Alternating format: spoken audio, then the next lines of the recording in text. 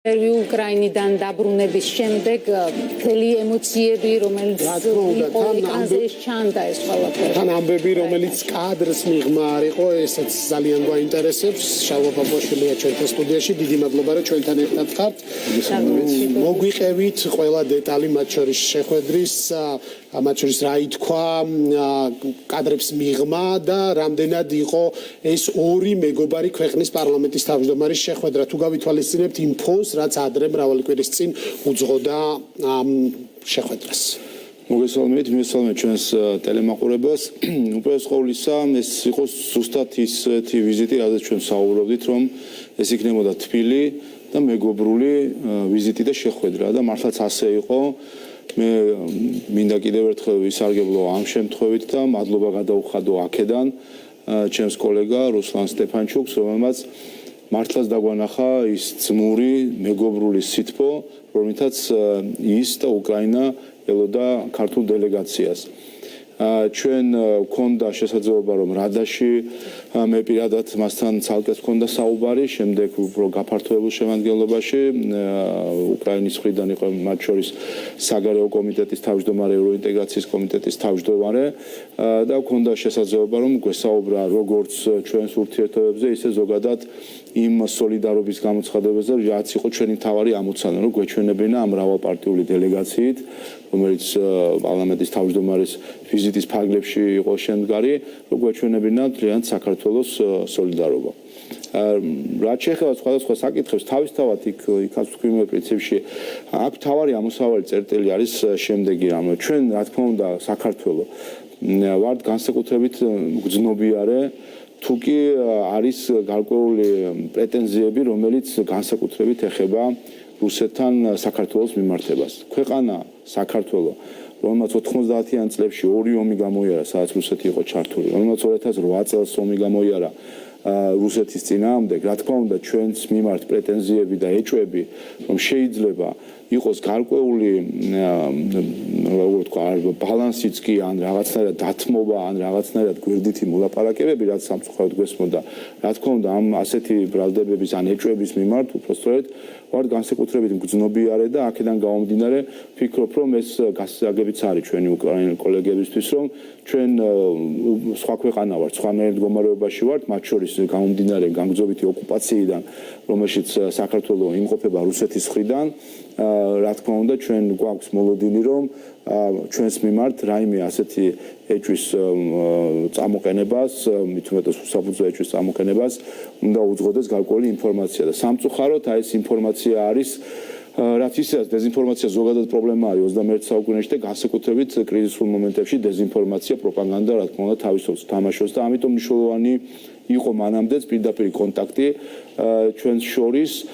მე მას ჩემ კოლეგას სამწუხაროდ მანამდე არ ვიცნობდი და ამ პერიოდში მოგვიწია ასე თქვა დისტანციურად ერთმანეთის გაცნობა და თავიდანვე ძალიან თბილი ურთიერთობა ჩამოყალიბდა და გავერკვეთ ყველა საკითხში და შევთანხმდით იმას, რომ თუ კი იქნება რაიმე თემები და საკითხები პირველ რიგში ერთმანეთთან მოვიკითხოთ, გადავამოწმოთ ინფორმაცია და აქედან გამოვიტანოთ შემდეგ დასკვნები. ანუ ტელესურპრიზები შეიძლება თქვათ, რომ აღარ იქნება, რომ განცხადება გავრცელდება და მერე მოწმდება ინფორმაცია. ანუ ამის იმედი გააქვთ?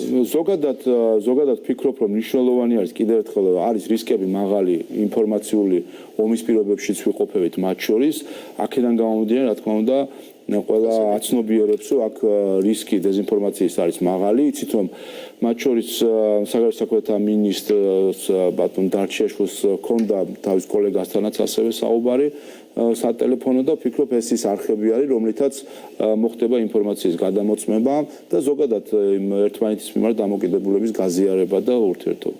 დამოკიდებულება როგორი იყო ეს თუმარდა მასპინძელ მხარეს შორის ეს ძალიან კარგად ჩანდა ეკრანზე, აბსოლუტურად ყველა აღიარებდა, რომ მართლაც ორივე მხრიდან იყო ესეთი ძალიან გულითადი მეგობრული განწყობა ერთმანეთის მიმართ, მაგრამ დავკონკრეტდეთ იმ საკითხებზე, რაზეც აქამდეც იყო ბოლო პერიოდში ლაპარაკი, იქიდანაც გვესმოდა გავრცელდებოდნენ. Სამი თემა, რამაც პრინციპში შეიძლება ვთქვათ, რომ გარკვეული გაუგებრობა გამოიწვია ჩვენმა მაყურებელმაც იცის, ეს არის დაზვერვის ინფორმაცია, ეს არის ელჩის გაწვევა და ეს არის ნაციონალები საკმაოდ მაღალ თანამდებობებზე. შეეხეთ თუ არა თქვენ ამ საკითხებს, მოგეთაც თუ არა ამის შესაძლებლობა, რა დოზით თუ ეს საკითხები გადაიდო სამომავლოდ მათ შორის საომარი მოქმედებების დასრულებამდე, აგვიხსენეთ რა სიტუაცია. თქვენ ალბათ ატყობთ რომ მაგალითად იგივე ამ კონტრაბანდასთან დაკავშირებულ საკითხებზე აღარ მინდის ამაზე საუბარი, ამიტომ ეს საკითხი რა თქმა უნდა უკვე გადალახული არის ამ მხრივ და ზოგადად ჩვენ მათ შორის მანამდეც კომუნიკაციას შევთანხმდით რომ წინ გავიხედოთ, მომავალ შევხედოთ, აქედან გამომდინარე სწორედ სამომავლოდ ინფორმაციები ერთმანეთთან გადავამოწმოთ. სხვათა შორის რაც შეეხება თბილ და მეგობრულ ვიზიტს, ეს ჩვენი დელეგაცია იყო მეორე. აი აქაც რაღაც ჰისტერია იყო თითქოს ახლა გამგზავრებასთან დაკავშირებით. ჩვენ ვიყავით მეორე დელეგაცია, ერთი დღით ადრე ჩეხეთის და პოლონეთის პარლამენტის თავმჯდომარეები იყვნენ ერთობლივად, ერთად იყვნენ ჩასულები. საქართველოს დელეგაცია გახდათ მეორე დელეგაცია, მას შემდეგ რაც რუსლან სტეპანჩუკის მხრიდან იყო მოწოდება პარლამენტების მიმართ რომ ყოფილიყო ეს დელეგაციები და ამ კუთხითაც განსაკუთრებული კიდევ ერთხელ სიფოთი დაგვწევენ ნამდვილად კიდევაც ეთყობოდა ასე თქვა ჩვენ მასპინძელს რომ მას სურდა რომ ეჩვენებინ ეს ყოფილიყო არა მხოლოდ რაღაც ოფიციალურად დასანახი, არამედ ადამიანურადაც დასანახი ის სითბო და ის განსაკუთრებული სიყვარული რომელთაც ის დახვდა ჩვენ დელეგაციას და მათ შორის განსაკუთრებული ემოციური დამოკიდებულება საკითხი. ეს დაზუსტება არის მნიშვნელოვანი, იმიტომ რომ არაერთი განცხადება მოვისმენთ ოპოზიციის მხრიდან იმის თაობაზე, რომ ასეთ დროს უკვე პრაქტიკულად, როდესაც მეორე თვე იწურება ომის, ფასიც აღარ აქვს საქართველოსთან დელეგაცია, როდესაც ყველაა ნამყოფი ან კონკრეტულად ეს ასე არის. ერთხელ ჩვენ მეორე დელეგაცია ვიყავით მანამდე იყო პერსონალური ვიზიტები. დიახ, მაშინ სხვა ვიზიტები ვთქვათ, შევა პრეზიდენტები ან პრემიერები ყოფილიყვნენ. საპარლამენტო მას შემდეგ რაც რუსლან სტეპანჩუკის მხრიდან იყო, ასე თქვა საჯარო მოწოდება პარლამენტების მიმართ, საქართველოს პარლამენტი იყო მეორე ვინც გამოხმაურა და ჩავიდა ვიზიტით და მათ შორის ჩვენი დელეგაციაც იყო განსაკუთრებული. მე ვთქვი რომ მანამდე პოლონეთის და ჩეხეთის პარლამენტის თავმჯდომარეები იყვნენ ერთობლივად, ერთად ჩასულები, ჩვენი დელეგაცია იყო მრავალპარტიული.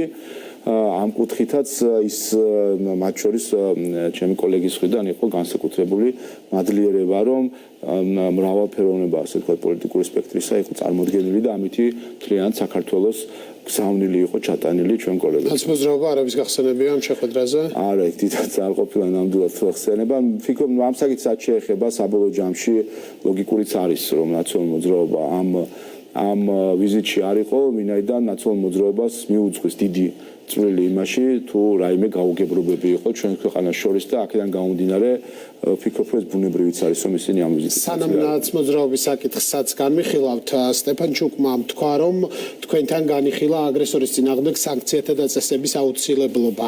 ოპოზიციის წარმომადგენლებმა, ვინც ასევე თქვენთან ერთად დელეგაციაში იმყოფებოდნენ, ამბობენ რომ რაღაც ტიპის დისკუსიები უნდა გაიმართოს პარლამენტში ამ საკითხს. არადა ჩვენ ვიცით სანქციებთან დაკავშირებით ხელისუფლების პოზიცია. უფრო ცლად გითხარით რა ხდება ამ კუთხით, რა ითქვა და რა უთხარით?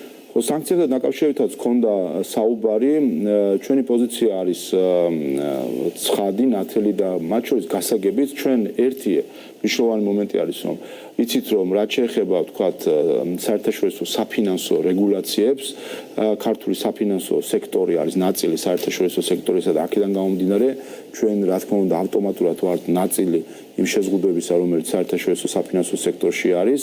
გარდა ამისა საქართველოს მთავრობამ და მეც პირადად იქაც საჯაროთაც განვაცხადე რომ საქართველოს არ იქნება ქვეყანა სადაც რუსეთი შეძლებს გვერდისავლას სხვა სანქციებისა და ეს არის მნიშვნელოვანი. რაც შეეხება ორმხრივ სანქციებს, მე ჩემ კოლეგასთან მქონდა ამაზე საუბარი, აქ მთავარი არის რა თქმა უნდა ის რომ რამდენად შესწევს უნარი, რამდენად აქვს საქართველოს საერთოდ ინსტრუმენტი იმის რომ რაიმე ორმხრივი სანქციით რაიმე ზიანი მიაყენოს რუსეთს და მათ შორის ჩემ კოლეგასაც მოახსენე ჩვენ ფაქტობრივად ეს არის მთელი ირონია სიტუაციის, რომ პირიქით ჩვენ ვართ სანქციების ქვეშ რუსეთის მხრიდან უკვე წლებია. ვიცით რომ მაგალითად სავიზო რეჟიმი რუსეთის მხრიდან არის დაწესებული, ფრენები რუსეთის მხრიდან არის ჩაკეტილი და გარკვეული შეზღუდვები არის მათ შორის სხვადასხვა პროდუქცია. ასე რომ აქაც ვფიქრობ რომ რომ არის გასაგები ჩვენი პოზიცია, მნიშვნელოვანი არის უკრაინისთვის, რომ საქართველოს არ იყოს სანქციების გვერდის ავლისთვის ამენად გამოყენებული, რაზეც ცალსახარი პოზიცია ჩვენი ხელისუფლების.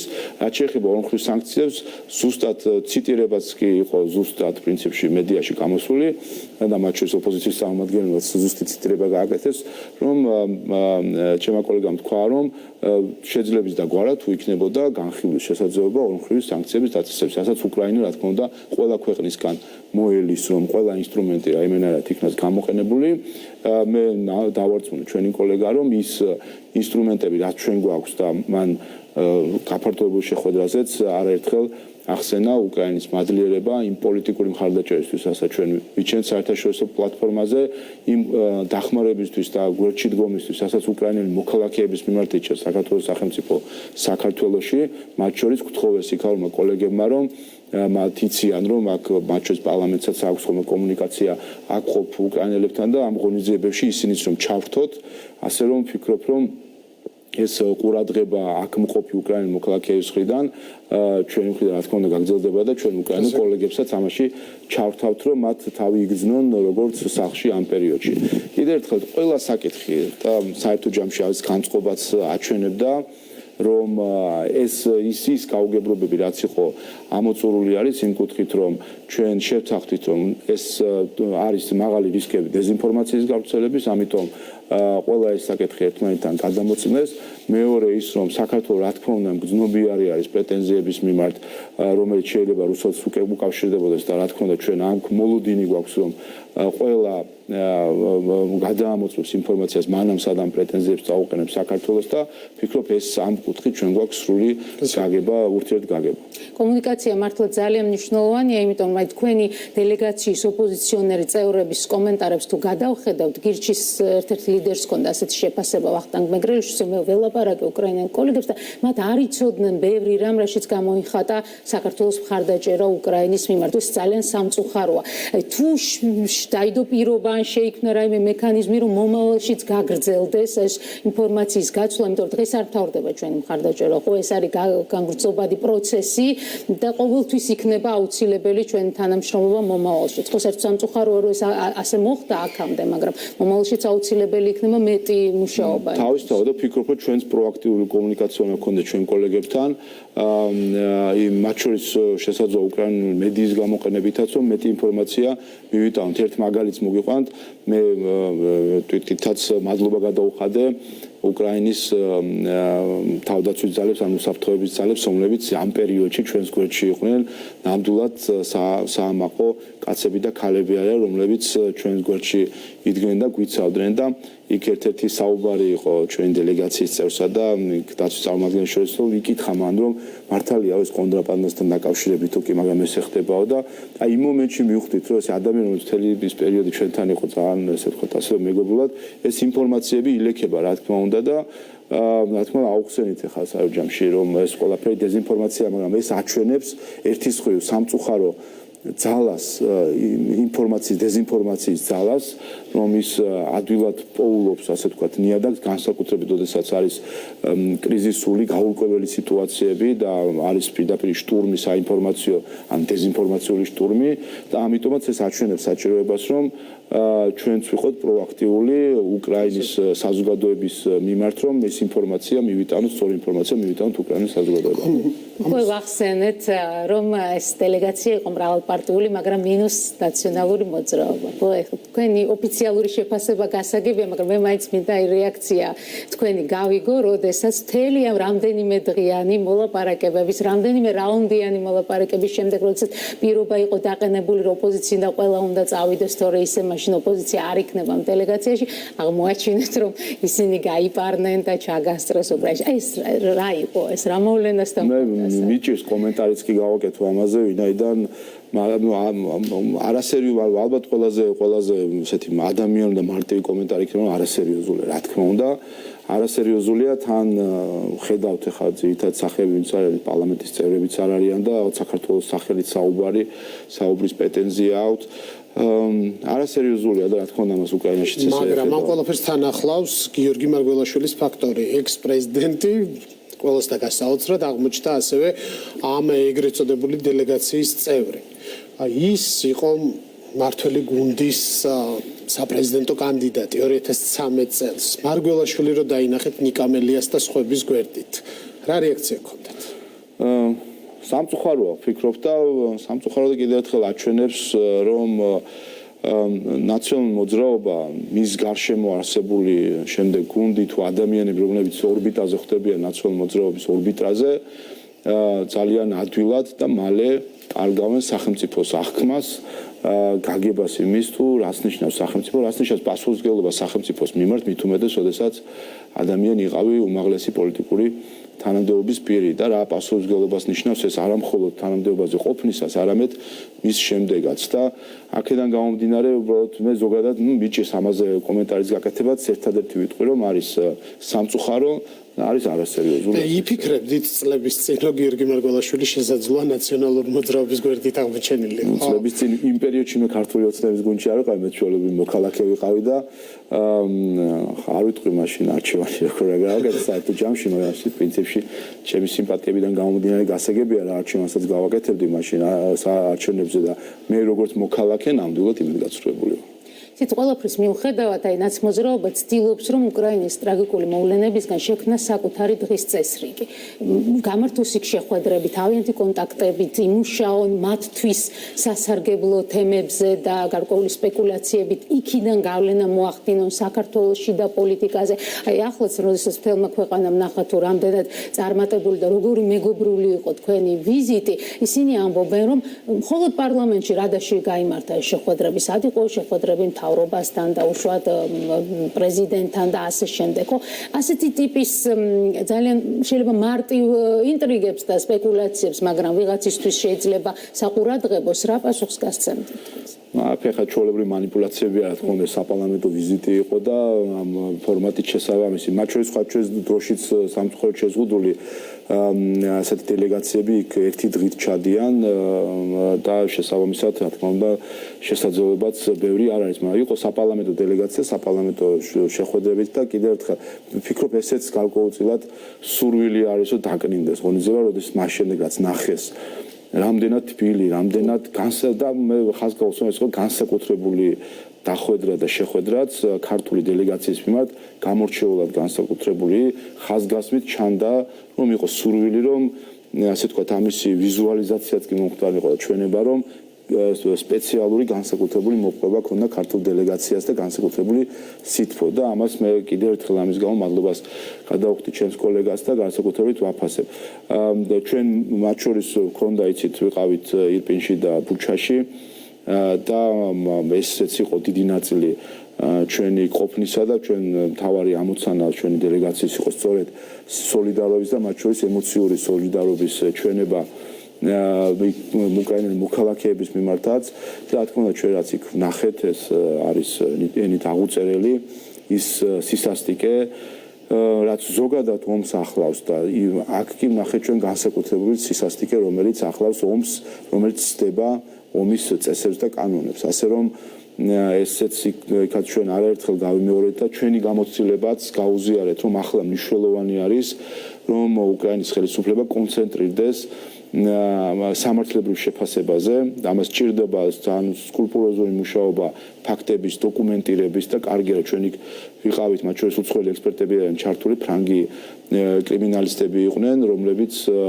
ბუჩაში მათ შორის ცხედრების ექსპერტიზაზე მუშაობენ და დიახ და ჩვენ რო ვიყავით წინა დღეს იყო ჰააგის საერთაშორისო სასამართლოს პროკურორის ჩასული და იცით რომ საქართველოს არის ავტორი მიმართვისა და ჩვენი მიმართვის საფუძველზე დაიწყო გამოძიება ომის დანაშაულებთან დაკავშირებით და ჩვენ რა თქმა უნდა ამ პროცესს ვაკვირდებით მხარდაჭერა რაც აღუთქვით ჩვენ კოლეგებს და სწორედ აქეთკენ მივანიშნეთ რომ ჩვენი გამოცდილება მათ შორის 90-იანი წლებიდან გამომდინარე ჩვენი გამოცდილება, როდესაც მაშინ სამწუხაროდ ხა სხვა შესაძლებლობებიც იყო და ვერ მოხდა იმდენად დოკუმენტირება იმ სისასტიკისა და ომის დანაშაულებისა, რომელიც საქართველოში იქნა ჩადენილი 90-იან წლებში და ეხლა მნიშვნელოვანი არის რომ სწორედ ამის დოკუმენტირება მოხდეს ვინაიდან ისტორიისთვის შეფასებები, კომენტარები, ეს პოლიტიკური შეფასებები პოლიტიკური შეფასება დარჩება, ისტორიისთვის მნიშვნელოვანი არის სამართლებრივი შეფასება და ჩვენ მათ შორის ჩემ კოლეგასაც ვუთხარი, რომ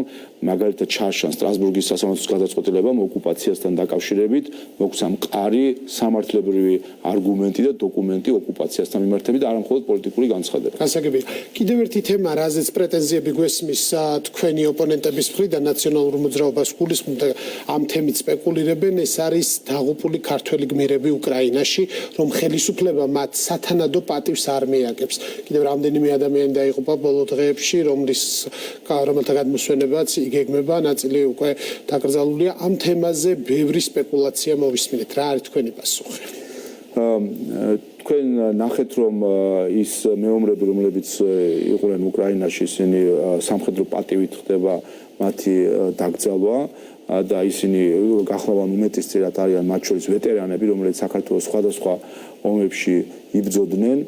თქვენ იცით, რომ სახელმწიფოს პოზიცია არის, რომ სახელმწიფო არ მონაწილეობს შეიარაღებულ კონფლიქტში.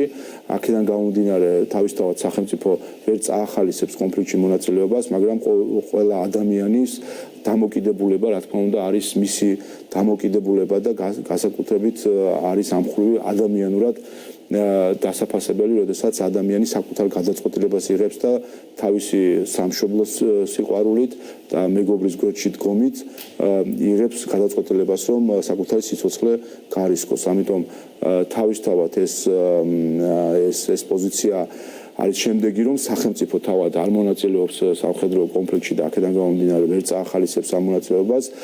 ზოგადად ქართველი მოქალაქეები, ჩვენი ყველა მოქალაქის სიცოცხლე ჩვენთვის არის ძვირფასი და ამ კუთხითაც მნიშვნელოვანი არის ჩვენთვის, რომ გაურთქილდა ჩვენი მოქალაქეების სიცოცხლეს, მაგრამ ჩვენი მოქალაქეები არიან იქ და მათ შორის მონაწილეობას იღებენ საბრძოლო მოქმედებებში, მათი აქ დასვენება, რა თქმა უნდა, ხდება სათანადო პატივით.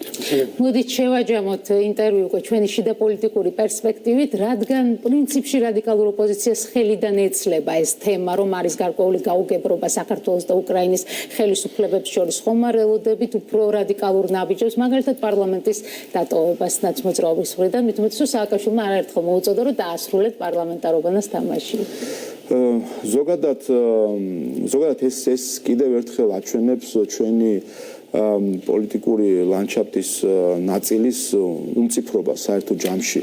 ასე ვთქვათ, ჩაჭიდებას, ძალაუფლების წყურვილს და იმის იქით არაფრის დანახვას. ქვეყანას ამჟამად არაერთხელ გვითქვამ, საერთო ჯამში მათ შორის აი ამ ქმედებამაც ერთი რამე აჩვენა კიდევ ერთხელ, რომ მათთვის სულ ერთი არის საქართველო, უკრაინა, სამშობლო, მეგობარი, სიცოცხლე, სიკვდილი, ეს ყველაფერი არის მხოლოდ საბაბი, ინსტრუმენტი, ხოლო მთავარი ფასეულობა და ღირებულება მათთვის სინამდვილეში ეს არის ძალაუფლება. ეს ყველაფერი არის მხოლოდ სხვადასხვა დროს ინსტრუმენტები, რომელსაც ისინი იყენებენ არაკეთილსინდისიერად, დამოკიდებულებას საკუთარი ქვეყნის მიმართ, სხვა ქვეყნის მიმართ, დამოკიდებულებას სიცოცხლესა და სიკვდილის მიმართ, ხედავთ ჩვენ როგორ ახდენენ ინსტრუმენტალიზებას მათ შორის და გამოყენებას, манипуლირებას ადამიანის სიცოცხლით, ადამიანის გარდაცვალებით, სხვადასხვა დროს, სხვადასხვა მიზეზით, ერთადერთი მიზნით, რომ რაიმენაირად მოახდინონ შემოიტანონ ისტერია პოლიტიკაში და ამითი გარკვეულწილად მღელვარება და შფოთის საზოგადოებაში იმისთვის რომ მიიღონ ძალაუფლება და ეს არის სამწუხარო, რასაც ჩვენ ხედავთ. დამოკიდებულება გასაგებია, მაგრამ მათ ადგილს სად ხედავთ? პარლამენტის დარბაზში თუ ქუჩაში? საერთო ჯამში ზოგადად, რა თქმა უნდა, უმჯობესია, რომ ყველა ძალა, რაც არ უნდა რადიკალური იყოს, ასახული იყოს პარლამენტში და იმიტომ რომ პარლამენტი გარკვეულ მაინც გარკვეულ ჩარჩოში აქცევს პოლიტიკურ ასე ვთქვათ ნაკადს, იქიდან გამომდინარე, რომ პარლამენტი მისი კედლები გარკვეული ტრადიცია, რა თქმა უნდა, გარკვეულ გავლენას ახდენს და ამიტომ უმჯობესია იყვნენ პარლამენტში, თუ კი რაიმე სათქმელი აქვს თქვენ პარლამენტიდან და დანარჩენს უკვე მოქალაქეები გადაწყვეტენ. მადლობა თქვენ პარლამენტის თავმჯდომარეს უსმენდით, ახლა